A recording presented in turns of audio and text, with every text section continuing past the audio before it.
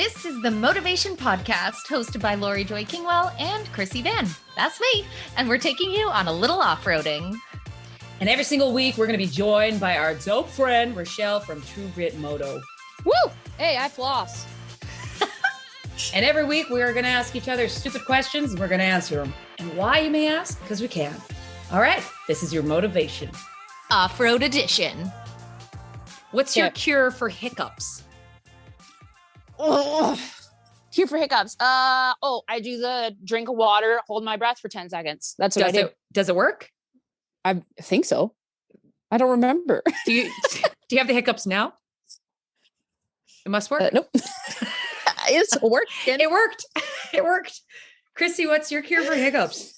So if there is another human around me, I ask them to squeeze me really tight against my chest and my back, like as if they're trying to smoosh me. And that works while holding my breath. I had very aggressive hiccups. Like if I get the hiccups once, I'll have those ones that are recurring and then all day. And then I start to question, will I have these forever? And then there's a mild panic moment.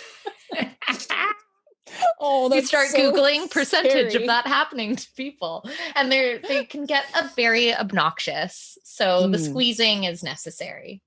It's beautiful. Gosh. Is that scary that there's probably more people that have lifelong hiccups than there are women working in mechanics? I need to know the percentage now. I was like, oh no. With lifelong hiccups. Okay. Oh my gosh. What? Chronic hiccups, 4%. It's more. You have a better chance at this point in life. Having aggressive hiccups than finding a woman mechanic. Finding a woman mechanic to work. I wish I had aggressive hiccups, and I'd be like 0.5% of the person. You covered all the bases. So I only know how to get rid of it for somebody else. I don't know how to do it for myself necessarily. And I learned this because someone did it to me, and it works like a charm. If someone has the hiccups, but you have to be believable in it, you say to them like, "Ooh, by the way, do you have that $5 that you were going to give me?" And then they're like, "What?" And I'm like, "Well, remember I gave you that $5 and you were like, I'll get you next time." And the confusion and the panic people get around owing money that they forgot about or don't know changes their breathing. Apparently this is the reason why it works almost instantly. And then when they kind of are like, "I didn't," you're like, "That's okay. I don't need it. I just thought I'd check." And then they're like, "I don't remember." And then you literally look at them and you're like, "Do you still have hiccups?" And every time I've done it, their hiccups are gone. Someone did it to me and I was like, holy shit, that's insane. And then I've done it ever since for the past like 15 years. You can't do it to yourself. I've tried. So confused because like you owe me so many $5 bills. And you do it every time. And the person's like, "No, that's for my hiccups." I'm like, "No, for real. You owe me a lot of money and it's been a problem." It's an actual problem. This sounds like a good time. Right? Try it, you guys. We're going to get back to me, but try it. Okay. All right. What mythical creature do you wish actually existed? Centaurs. like think of like half human, half horse. Centaurs. Oh, centaurs, right. Oh God, that'd get weird. What if you were attracted to the top half, but you weren't sure about the bottom half? What then? What then? I'm a little concerned that literally that was the only mythical creature that came to mind. I'm not sure why. Centaur's a pretty deep one because there's like abominable snowman, the Ogopogo. Unicorns. Unicorns would be mine. I think, and I'm not even like a big person that's like, "Oh, I love unicorns." I just think that would be amazing to see a flying horse. I want one of those. Like a Pegasus, you mean? It will be yours. I want to know. I wish that jackalopes existed. What's a jackalope again? It's a bunny with antlers. Oh, aren't they vicious though? Aren't they like not a nice mythical creature? Are they real? I'm starting to question myself. I'm not sure. Like They're my brain. Palm Springs. Jackalope comes along. Oh, I'm going to like this one for especially Richelle, because I can imagine. What's the best or worst practical joke that you've played on someone or that's been played on you? Okay. All right. Okay. Are you guys sitting down for this? Yeah. Okay. One time I went snowboarding with somebody and I thought it'd be really funny to put Tiger Balm in their underwear. That is evil. That's so evil. It was the worst. And they put them on and they were like, my crotch is spicy. Like, I got to stop. I got to get in the snow. Something's wrong. And I was like, oh my God, I didn't even think it was going to go there. I'm so sorry. She still doesn't know it was me. I hope she doesn't listen to this podcast. You never followed up? No, I never. No, I was like, whoa, what's going on? Are you all right? I couldn't because it got so bad. How do you fess up? It got so bad. When it goes so left, like such a hard left, you really do. You have to just be like, oh man, I'm so sorry to hear about your bad luck. What happened? Who did that? Who did you sleep with? What did you? Let's go to the doctors tonight. I feel haunted because you just brought me back to like grade 1 when I pulled the chair on Mina Farag and then he fell and hit his head. And that was one of those moments. He's okay. But I was like, I didn't admit it at the time. I'm so sorry, Mina. It's supposed to be funny. But now I feel so haunted. I need to find this person on the internet and be like, I'm truly sorry. I think about it to this day. Who knew? I literally can't remember the last time I thought of that memory. And then you were like, it got so bad and I couldn't say anything. And then Mina. Shit. I think mine would have been, Dave and I had been dating for a few years. Dave was heading back home for this softball tournament and they were getting jerseys made up with their names on the back. And his buddy had mixed up my cell phone and Dave's new cell phone numbers. And he texted me, they're like, hey Stads, what do you want your name to be? And I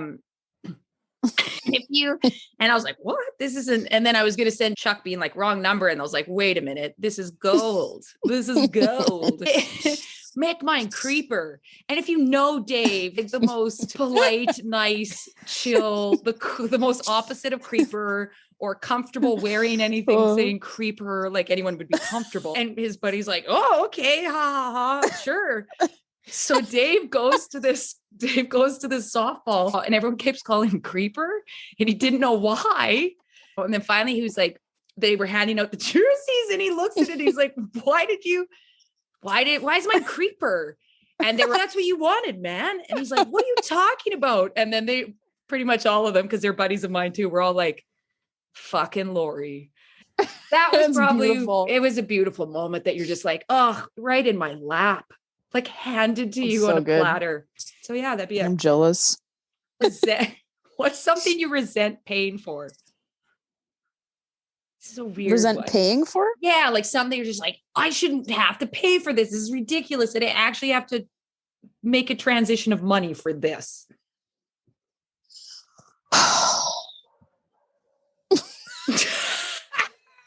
Okay, I'll give my example. Water. I remember when we first had to buy water, I was like, this is the stupidest thing in the world. This will never go anywhere. Everyone just goes to their faucet. Who's going to buy something that's for free? Turns out everyone. I hate it. So I hate it. That's the worst. It's killing the seas. The water is killing the seas. What an irony. Brutal. Krissy, what's yours? This is a hard one. Man, it's so hard. And literally all I can think of are like, I'm begrudged every time I need a tampon. What the fuck's up with that? It's not my fault. Oh, yeah. True story. They're pushing to have those for free. Like the government pays for them. Damn rights you should. Every time they give a coupon, I'm like, thanks for the 25 cents. But today we're flowing a little heavier and you're not going to help me out. Okay. You know what I hate? You know what I hate the most is when you have roommates. Okay. This is the only when you have roommates. I don't like buying toilet seats. Like, I'm like, wait a minute. Everybody put their butt on this. Why do I got to buy it? And I always have to buy it. Wait, how many toilet seats are you buying? Thank you. That's why I'm like, this is so layered. I've never bought a toilet seat in my entire existence. Number one. No, stop it. Never. Never. What? Never. What are you guys saying? What are you guys doing to your toilet seats? What are you doing to toilet seats? Yeah. I mean, like, I like a fresh toilet seat, you know? And like, I don't know where this seat's been the year prior. So I get on the Amazons or the whatever, and I get myself a fresh seat every time I move in somewhere. It makes sense, but like, what about a hotel? Public bathrooms really stressful. Yeah, listen, that's public bathrooms. You don't even see the toilet seat when I'm done with it from all the toilet paper. I just cover it up. Why not hover? Why not squat and hover? I'm a squat. But here's the thing: is that like hotels, they clean that stuff, but it's when there's roommates and they don't care. Somebody slangs a tamp and it slaps up against the bottom of that. No, they don't do anything about that, or they poop or whatever, and and then you got to clean it, but nobody ever cleans under the seat. Nobody ever cleans under the seat. Why? No. And then I got to go clean under the seat, and I'm like, well, am I the only one? You got some dirty roommates, Richelle. You got to get better on your filtering who you have living with you, because absolutely. Listen, just because Creeper over there is good at cleaning the seat. Yeah, I'm making him get in there real good. I'm so jealous. I bought a seat last week. What? Yeah, so we got one of those attachments. It causes a bit of a mess at first, heads up, but you are so This is good for me to know because I bought a tushy. Oh, you're gonna love it though. You can't did? go back. The ads, they got me. They were so good and witty. You feel like a new human. Oh my God. And you can't go to the bathroom now at other people's places that don't have one, or you walk around feeling dirty the rest of the day.